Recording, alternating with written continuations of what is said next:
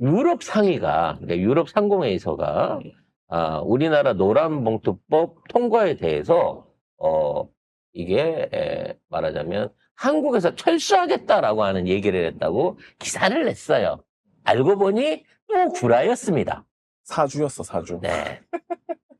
근데 쉽게 말해서 지들 말빨이 안 막히니까 아니 외국계 회사들이 노란봉투법 통과되면 한국에서 다 철수한대 라고 가짜 기사를 낸 거죠. 관련된 내용 확인해 보겠습니다. 한국에 진출한 유럽계 기업 400여 곳을 회원사로 두고 있는 주한 유럽 상공회의소가 이 노란봉투법과 관련해서 반대 입장을 표명을 하면서 철수하겠다. 이런 얘기가 잠깐 나왔었잖아요. 그래서 아니 이게 맞나? 왜냐하면 그 어느 쪽보다 유럽에서 사실 노동권을 굉장히 엄격하게 지키는 걸 요구하는 데인데 말이 안 아예 되잖아요. 본부가 유럽에 나 있는데. 네. 그래서 물어봤더니 철수 표현은 만약이다. 최악의 상황을 예시로 든 건데 그 부분이 보도에서 강조가 됐다. 그러면서 우리가 이니셔티브를 가졌다기보다는 한국경영자총협회, 경총과 논의하는 과정에서 입장을 내게 된 거다. 경총에서 먼저 입장을 좀 밝혀줄 수 있느냐라고 해서 이야기를 한 거다라고 얘기를 하니까 경총이 경영자 네트워킹이 있기 때문에 참고 자료를 공유한 거다. 실무선에서 공식 요청을 한 건 아니다. 라고 해명을 했습니다. 경총 회장이 CJ 회장입니다. 아휴, 아이고. 그러면서 주한 유럽 상공회의소 측은 노란봉투법에 대한 회원사 입장이 통일된 것은 아니라고 했습니다. 회원사 가운데 사용자 정의 부분이 가장 모호하다라는 입장이 있을 뿐이다. 물론 이제 그러니까 유럽에 들어와 있는 애들 중에 한국에서 기업 운영하다가 혹시 사람 다치거나 산재 일어나거나 이러면 잡혀갈 수 있어라고 하면 그거는 좀 심한 거 아니야? 라고 말할 수도 있죠. 노란봉투면 잡혀가는 것도 아니에요. 그러니까 그런 법이 있다고 치면. 근데 노란봉투법에 관한 거는 그러니까 그 경영자의 책임을 인식시킨 그거가 아니라 노란봉투법은 그거 하지 말라 그랬잖아. 손배소 하지 말라는 거 아니야. 전에 문희정 아나운서도 얘기했지만 유럽에서도 이런 법은 있어요. 존재는 합니다. 하지만 유럽에서 만일에 이 법을 갖고 이런 법을 이용해 갖고 노동자한테 손배소를 걸게 되면 그 기업은 퇴출당해요. 아예 시장에서.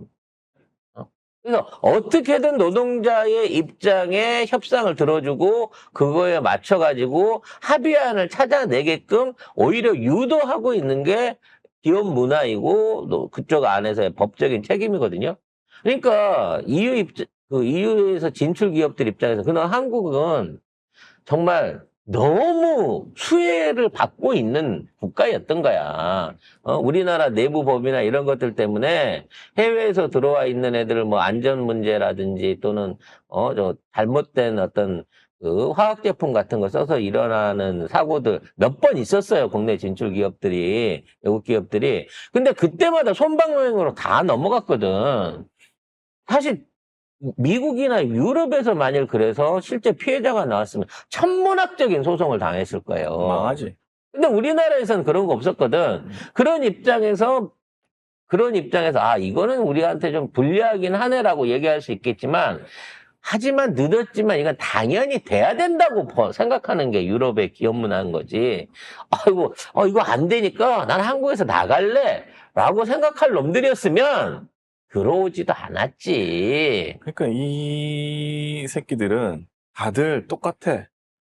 지가 못하면 외국인 들이밀어가지고 외국인이 이러더라. 이런 새끼들이야. 이 양아치 새끼들 진짜. 모스타운도 똑같은 거잖아요. 그렇지. 자기들이 말 못하니까 외국인 데려와가지고 말하는 건 똑같아, 지금. 결론적으로 말하면 비겁한 지금 정부가 양아치들. 무서워서 대놓고 싫어요 라고 얘기하기는 그러니까 못하니까 괜히 외국인들하고 그거는 이제 회의석상에서 나온 얘기 중에 하나였다는 거 아니야. 그래서 그 자료 이러한 회의를 했어요라고 내용이 있는 회의록을 왜 기자한테 공개를 하냐고. 그리고 그 발언이 우리 쪽에서 나온 건지 유럽 쪽에서 나온 건지도 명확하게 발언자를 안 밝혀요. 그래서 이런 언론의 공작질이 아직도 계속되고 있지만 그럼에도 불구하고 이놈들은 오래 못 갈 것이다라는 생각을 하게 됩니다. 당장에 내년부터 밥줄을 끊어야 되니까요. 자, 이재명 대통령이 스가 전 총리를 접견을 했습니다. 순간 왜였지? 왜 왔는지. 이란 예.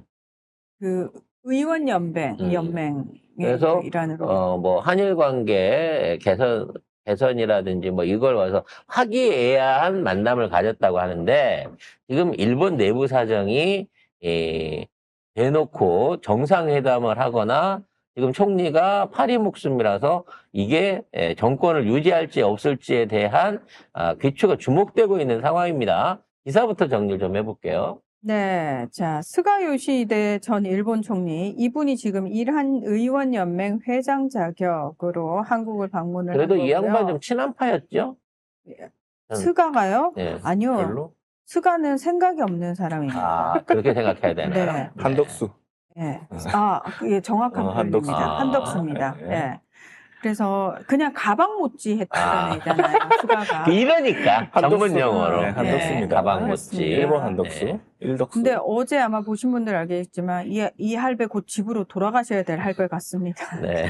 힘들어요. 네, 굉장히 힘들어요. 일본은 장례를 집에서 치르죠. 장례식장에서 안 굉장히 치르고. 힘들어 하는데요. 자, 우리 이 대통령께서 우리는 같은 앞마당을 쓰는 이웃집 같은 관계다. 한국과 일본이 서로 도움이 되는 좋은 관계로 또 미래지향적으로 발전되기를 진심으로 바란다라고 말씀을 하셨습니다. 일단은 니들이 뭘 갖고 와봐요. 지금 우리 입장에서는. 이시바 총리가 보냈네. 네. 이시바 총리가 한 번만 와주세요라고 애원을 하고 있는 거죠. 아니 근데 이게 이시바 총리가 보냈다라고 표현하기도 좀 그런 게 스가 저기 아소 기시다가 셋이서 이시바 총리를 찾아가가지고 면전에 대다고 이시바 자민당으로는 선거에 이길 수 없다 퇴진해라 이러고 욕한 사람들이에요. 근데 문제는 이제 졌잖아요.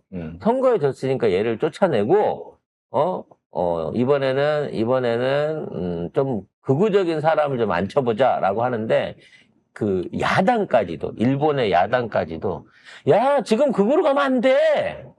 당연하지. 그냥 이시바 그냥 유임시키고 가. 우리가 바꿔달라는 소리 안 할 테니까 그냥 그대로 가라고 오히려 야당 측에서 네. 이시바 지금 현재 총리의 유임을 요구하고 있는 상황이에요. 지금 일본은 원래 일본 시민들이 정치에 무관심하기로 되게 유명한 나라잖아요. 그런데 이번에 참정당이라고 극우정당이 엄청나게 표를 얻었는데 그 표가 어디서 왔냐면은 자민당 내 극우 성향의 사람들이 온 거예요. 그러니까 자민당 내에서 야씨 이러다 우리 큰일 나겠는데 하면서 다카이치 사나이라고 여자 아베라는 별명이 도쿄 시장 하시던 그 아주머니 올림픽 센 마라 아줌마 있어요. 잡섰던. 네. 센 아줌마, 그 아줌마 아니에요. 다른 아줌마고요.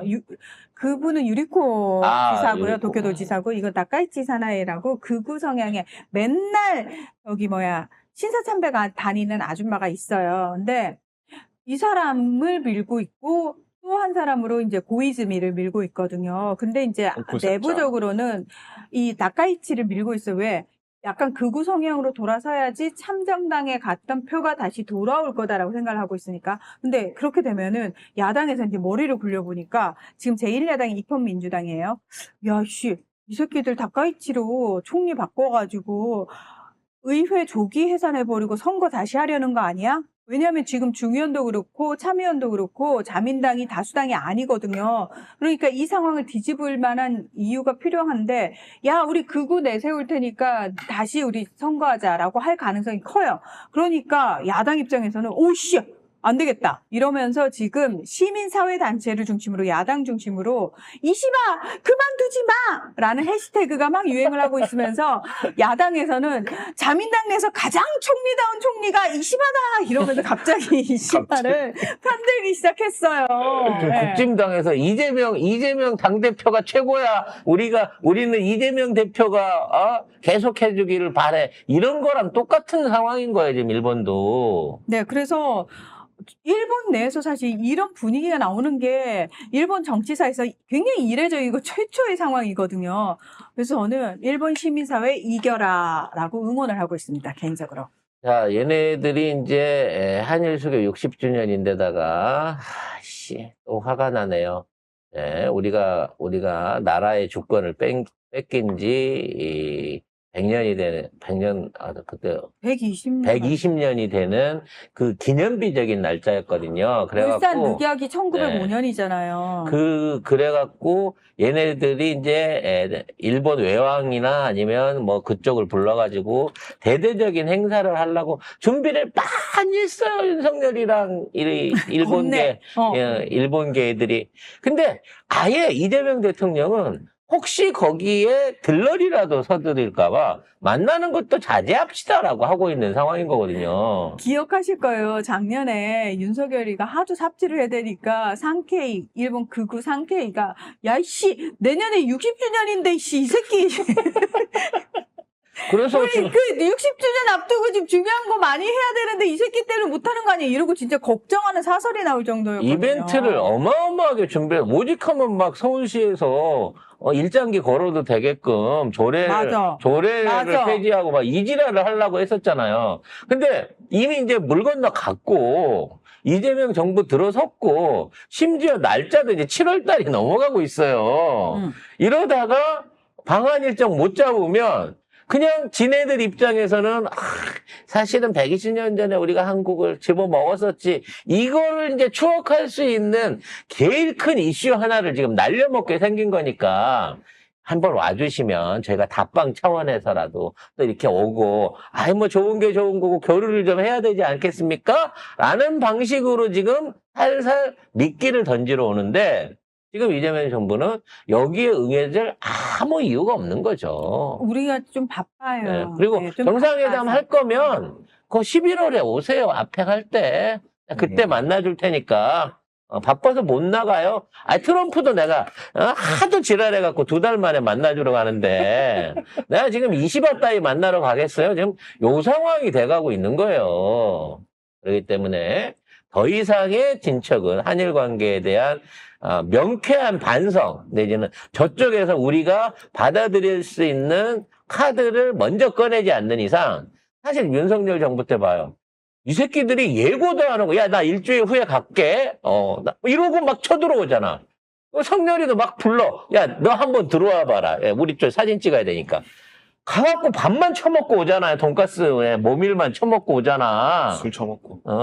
그러니까 그런 짓거리에 이용되던 게 윤석열 정부였다고 치면 지금 이재명 정부는 한 번만 보자니까 됐다니까 할 말 없다니까 이렇게 튕길 수 있는 국권과 자주성을 발휘하고 있는 겁니다. 근데 이제 저쪽 이 애들은 이제 생각이 없는 거죠. 김문수가 이재명은 반미 친북 친중 정권이다. 일본 유럽도 다 안다. 병신. 그런데 그렇게 치면 트럼프하고 협상을 어떻게 했어요? 트럼프가 왜 오라고 하면 스가는 또 왜 와가지고 이재명 대통령을 만나고 가면 이 얘들은 논리로 설명할 수 있는 게 하나도 없어. 얘네들 표현이 와 진짜 유치뽕이다라는 생각이 든 게 뭐냐면은 야 이씨 너 나쁜 앤 거는 나도 알고 우리 옆집 아줌마도 알고 친구들 다 알아. 요즘 초등학생도 그런 말 하면은 야 저 새끼 수준 떨어진다. 저 새끼랑 놀지 마라 이러는데. 이 수준 높은 우리 방송에 길동이라는 벌레가 하나 들어와가지고 누가 있어요? 미국에 투자하게 되면 90% 미국이 그건 일본이 그렇게 했다고 내가 길동아 얘기해줬잖아. 우리는 그렇게 안 하고 우리가 자체적으로 투자한 거 우리가 다 먹는다고. 근데 네가 지금 얘기한 건 주어가 일본인 거야. 근데 우리가 일본하고 똑같이 하지 않았거든. 그러니까 길동아 나가서 놀아. 여기는 너네가 서식할 만한 환경이 안 돼.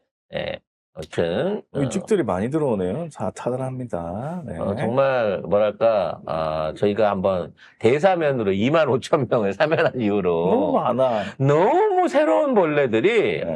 다시 들어와서 침투를 하려고 하고 있습니다만 이 방송은 워낙 기반이 딱딱하죠. 대부분 이 김문수 수준인 거죠. 그러니까 이제 이쪽들은 계절이 된 거죠. 방법이 없어요. 무슨 계절이 된 거야? 이제 아니 잠깐만 돈 풀렸어? 어? 어디서 돈이 풀렸냐고. 이제 저기 이 기회에 이제 제기를 하려고 어떤 놈이 이제 새로운 스폰을 들여놓은 게 아닌가 싶은 생각이 들어요. 네, 건희가 풀었든 미국 있는 애가 풀었든 네, 저는 미국 돈일 가능성도 꽤 있다고 봐지고 애니첸이 네, 똥줄이 탔나? 그리고 이제 뉴라이트도 풀었겠죠. 그동안 이제 그 돌봄스쿨 갔던 돈들이 리박스쿨. 예, 리박스쿨 갔던 돈들이 돌봄은 뭐지? 돌봄 교육. 네. 돌봄 교실. 교시. 아무튼 거기 갔던 돈들이 거기 못 가니까 지금 시중에 흘러나온 게 아닌가라는 생각도 듭니다. 이재명 표 적금 주택이 본격화되기 시작했습니다. 저도 집을 한번 사보려고요. 예. 자, 이재명 정부의 돈 없어도 내 집 마련 가능한 적금 주택이 지금 화제입니다. 이게 뭐냐면은, 최대 집값의 10%에서 25%만 가지고 바로 입주를 할 수 있어요. 중요한 건 나머지에 대해서는 내가 돈이 생기면은 적금 들듯이 그냥 네, 적금을 계속 사드리면 들어주면 됩니다. 네, 사드리면 됩니다. 그러니까 그거 똑같아요. 집을 할부로 사는 거죠. 할부로 사는 겁니다. 근데 우리가 아니 그럼 지금까지도 은행에 빚 내가지고 했잖아. 은행에다가 할부를 내는 게 아닙니다. 이거는. 그래서 사실은 이제 작년에 윤석열이가 가열차게 지분형 모기지라고 하는 걸 냈어요. 지분형 모기지. 예, 이 지분형 모기지를 냈는데 이게 적금주택하고 무슨 차이가 나느냐? 네. 요거를 여러분한테 일단 설명을 드려야 될 거예요. 일단 주체가 달라요. 이 적금주택은 국가에서 공급하는 공공주택에 한해갖고 실시를 하는 겁니다. 그렇죠. 그것도 신규 공공분양주택입니다. 청년 신혼부부 무주택 서민층에게. 이게 새롭게 집을 짓는데 그냥 옛날 청약통장을 마이너스로 활용한다고 생각하시면 돼요. 10% 입금만 돼 있으면 그거를 바탕으로 해갖고 들어갈 수 있게 하는 거고 매달 분납금을 내면서 적금 넣듯이 10년 내지 20년 동안 이거를 분할해서 계속 이제 상환을 하는 거고요. 이제 이거는 상환금인 거고 그 이외에 이제 임대료는 고정적으로 별도로 내야 돼요. 그러니까 예를 들어서 내가 이 집이 3억 원짜리야. 근데 난 3천만 원밖에 없어. 네. 그러면은 내가 이 집의 10%만 가지는 네. 거잖아요. 그러면 나머지 90%에 대해서는 임대료를 내는 거예요. 그렇죠. 근데 그러니까 내가 돈을 갚으면 임대료가 떨어지는 거죠. 그렇죠. 줄어드는 거예요. 왜냐하면 내 보유 지분이 늘어나면은 내가 보유하지 못한 지분에 대해서 내는 임대료는 당연히 계속 줄어들 수밖에 없어요. 그래서 네. 이제 이 돈을 다 갚았어. 한 10년 됐어. 그냥 100% 내게 됐어. 근데 이게 올랐어, 시세가. 3억 주고 샀는데 6억이 됐어. 6억이 됐어. 이랬을 경우에는 이걸 판매했을 때는 이거는 공공하고 나눠 가져야 됩니다. 그러니까 그 이득금을 본인이 다 갖고 갈 수가 없어요. 그 이득에 대한 거를 공공하고 50대 50으로 나눠야 된다. 요 차이인 거죠. 그러니까 이게 그거예요. 전매 제한 10년이고요. 실거주 의무가 5년이에요. 네. 그래서 일반적인 공공분양주택보다는 이 부분이 굉장히 좀 엄격하긴 합니다. 그리고 지분을 100% 취득하기 전에는 매각이 불가하죠. 쉽지 않습니다. 그래서 네. 내가 20년 걸려서 매각했는데 집값이 올랐어. 그걸 다 먹느냐? 못 먹는다는 거예요. 그러니까 이거는 말 그대로 내가 안정적으로 살 수 있는 그렇지. 집이라고 생각하는 사람만 들어와야 되는 거야. 그렇지. 그러니까 내가 투기용으로 부동산 돈 한번 벌어보자. 이러고 들어오는 거 아니고 내가 너무 이사 다니는 것도 싫고 안정적으로 그냥 내가 얼마를 가졌든 그 돈에 대해서 좀 그러니까 떠돌아다니지 않을 2년마다 떠돌아다니지 않아도 되는 집을 가지고 싶은 네. 사람들. 진짜 살기 위한 집. 실생활을 하기 위한 집이 간절한 사람들, 정말 집이 필요한 사람들을 위한 정책인 거죠. 근데 이제 윤석열 정부가 추진하고 했었던 지분형 모기지는 뭐냐? 일단 이거는 일반 주택에 적용이 돼요. 그렇죠. 그러니까 일반 주택. 공공주택이 아니라 일반 건설업체가 분양하는 사주택에 이게 가능하게끔 조정이 돼 있는 건데 이게 뭐냐면 이것도 10%만 돼요. 아니, 그러니까 이게 그거예요. 일단 지분이 구매자하고 주택금융공사가 50대 50으로 나누는 거예요. 쉽게 말해서 구매자의 50은 내가 10을 내면 40은 은행에서 대출받을 수가 있어. 나머지는 은행에서 대출을 네. 받아야 돼. 그래서 내가 10만 내도 100짜리를 살 수 있는데 50은 은행에서 빚을 내서 이자를 내는 거고 50은 주택공사에서 갖고 있는 거기 때문에 임대료를 그대로 또 내야 돼요.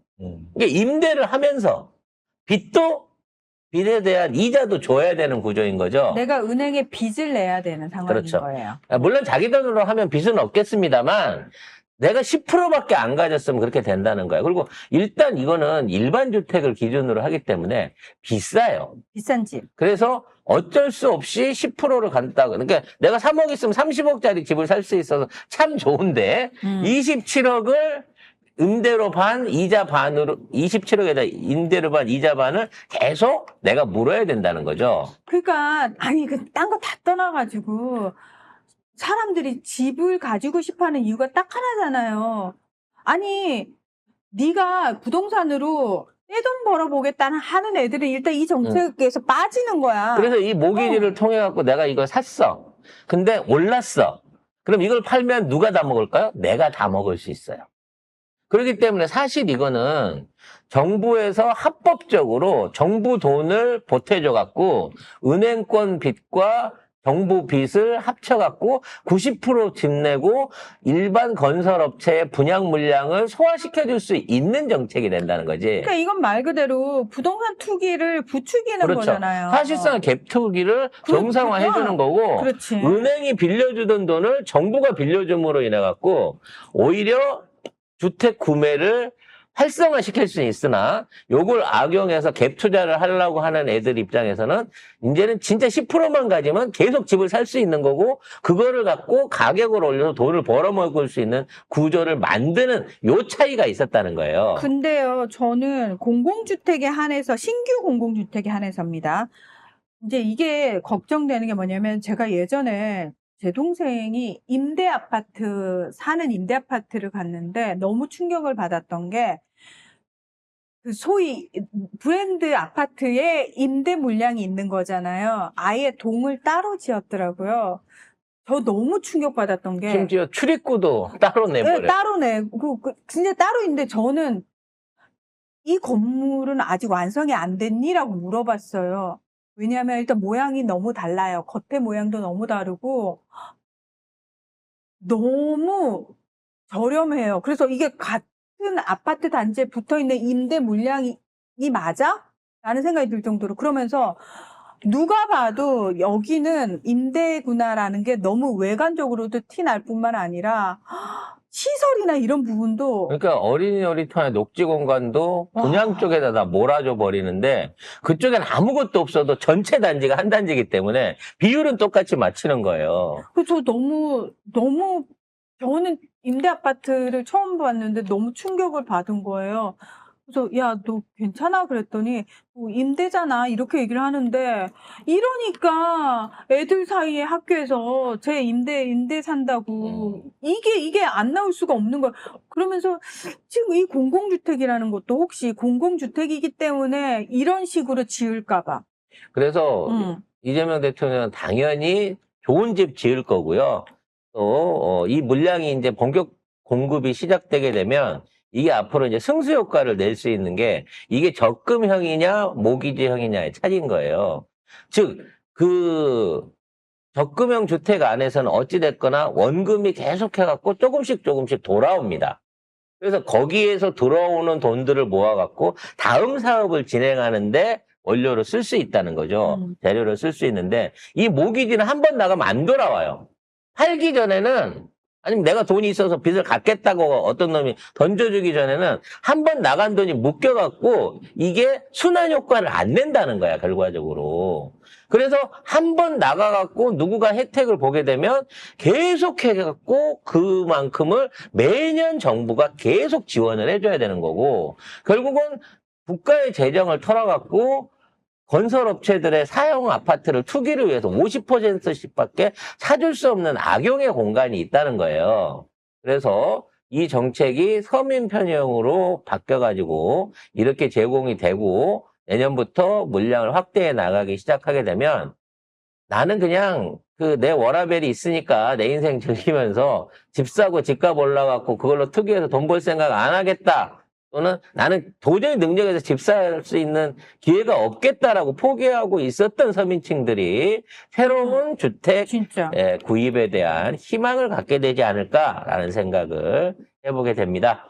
자, 대통령이 바뀌니까 정책이 이렇게 바뀌어지고 있다는 점 또 하나의 신뢰로 알려드렸고요.